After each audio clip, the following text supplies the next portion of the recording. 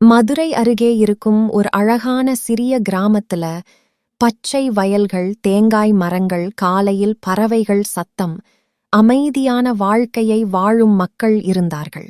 அந்த கிராமத்துல அருண் என்ற நல்ல மனசு கொண்ட சிறுவன் வாழ்ந்து வந்தான். அருண் எப்போதும் மற்றவர்களுக்கு உதவி செய்யும் பழக்கம் கொண்டவன். ஒருநாள் பள்ளிக்கு போகும் வழியில் அருண் கிராம குளம் அருகே வந்தான். ஒரு காலத்தில் இந்த குளம் கிராமத்தின் உயிர்.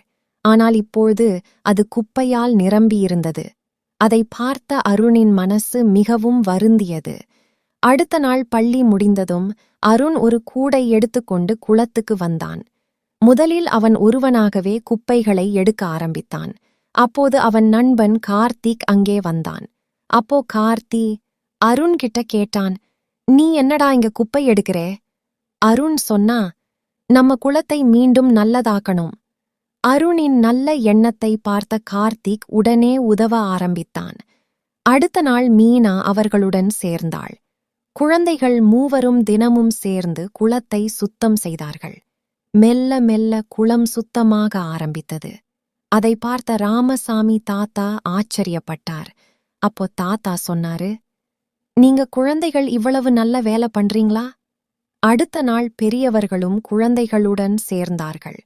சில நாட்களில் குளம் முழுவதும் சுத்தமாக மாறிவிட்டது. மழை பெய்ததும் குளம் தண்ணீரால் நிரம்பியது. மாடுகளும் பறவைகளும் மீண்டும் குளத்திற்கு வந்தன. கிராம மக்கள் அனைவரும் குழந்தைகளை பாராட்டினர். ஒரு சிறிய நல்ல செயல் முழு கிராமத்தையும் மாற்றிவிட்டது.